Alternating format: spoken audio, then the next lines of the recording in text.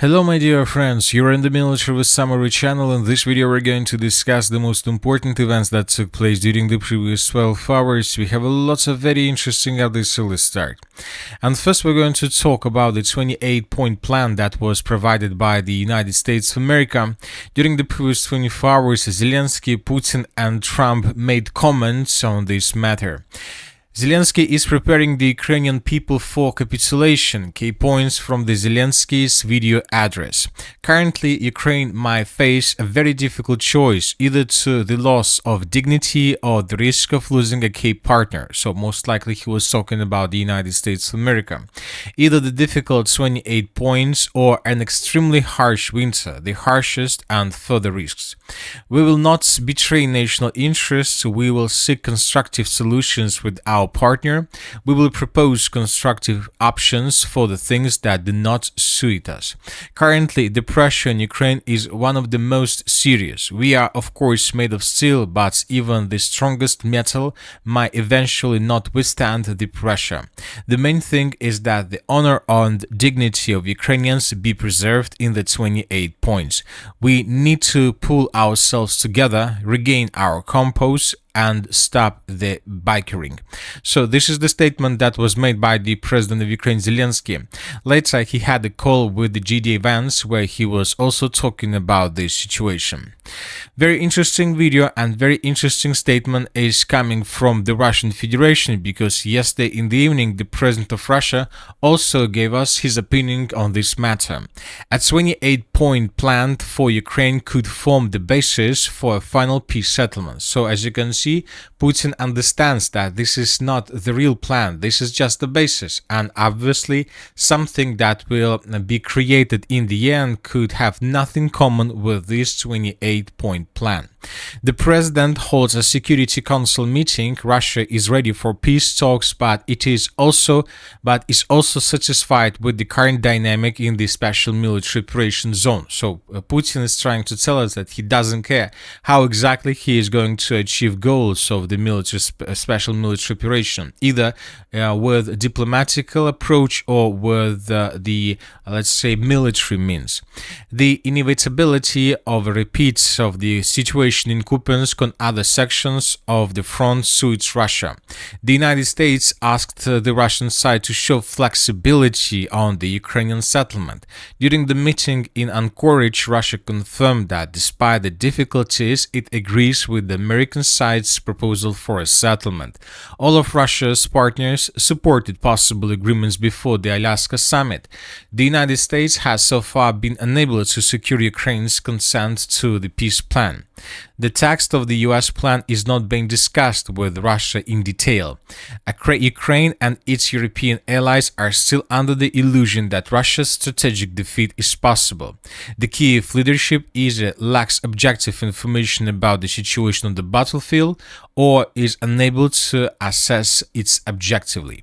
So as we can see, Putin is ready for this process, for this 28 plan, but once again, he says that this is just a plan, this is just the basis for possible agreement that will have probably 2,800 points, but not 28 points.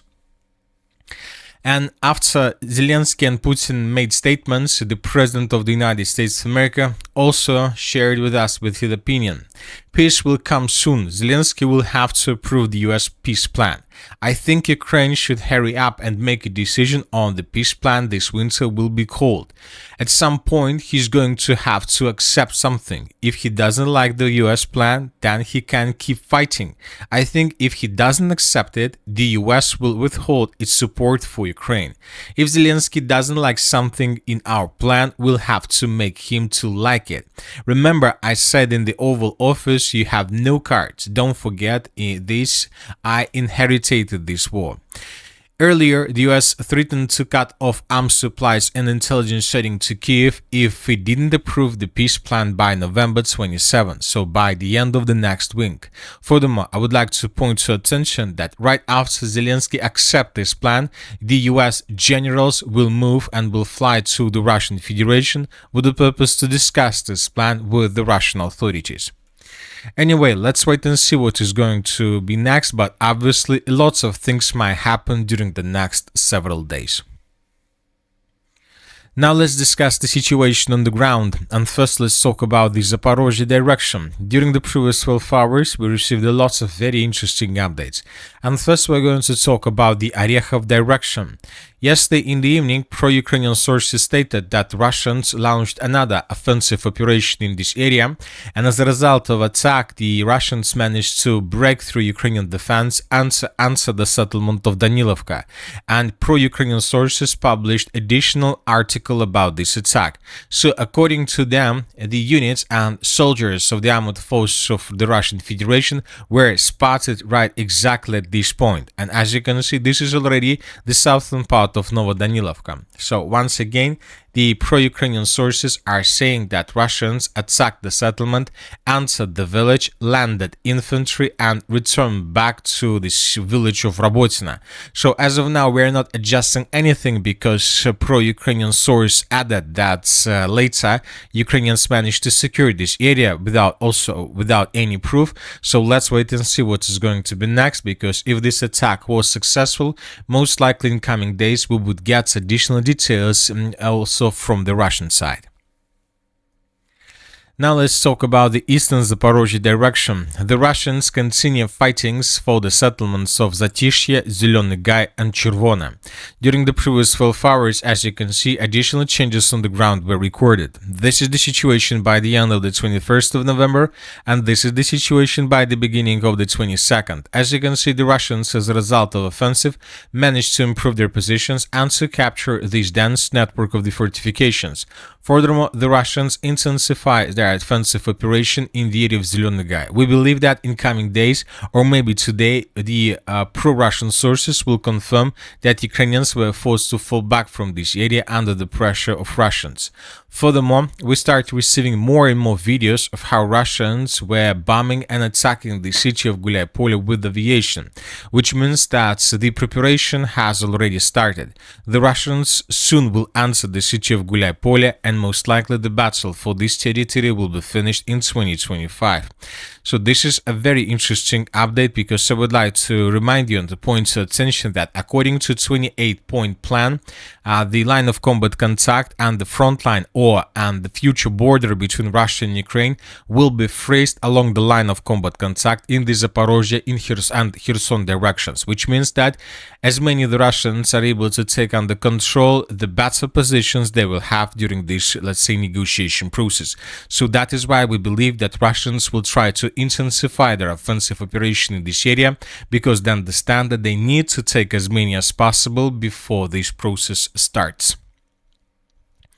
A bit further to the north, the Russians also improved their positions according to different neutral mappers. So this is the situation by the end of the 21st of November. The Russians just secured the settlement of Radisne. We have already discussed this situation, and today, this morning more precisely, several neutral mappers specified the situation in this area.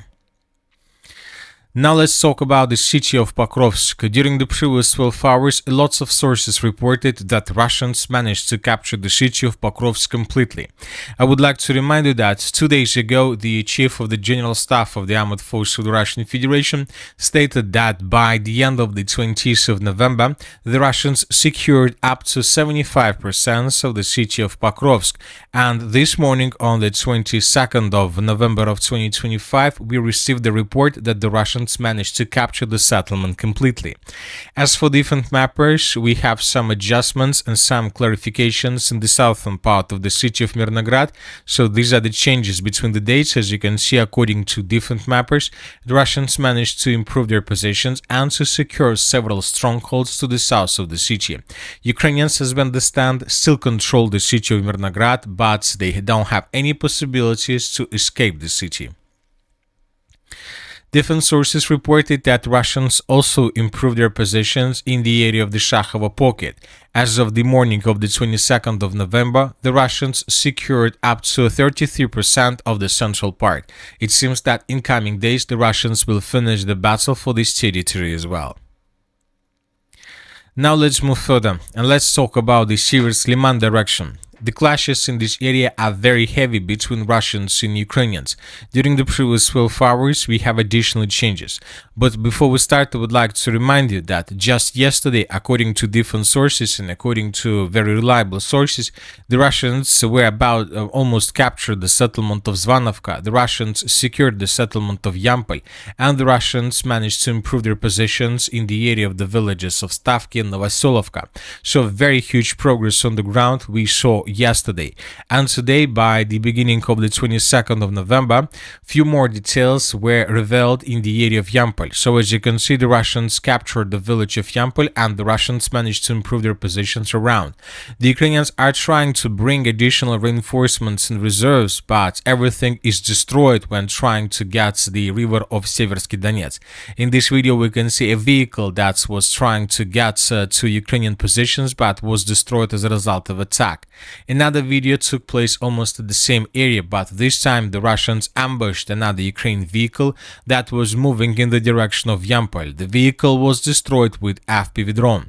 Another video took place in the area of Raigorodok. This time the Ukrainians were trying to bring additional reinforcements and reserves to the city of Liman, but this vehicle faced the same story. The Russians ambushed Ukrainian positions and destroyed another infantry fighting carrier of the armored force of Ukraine.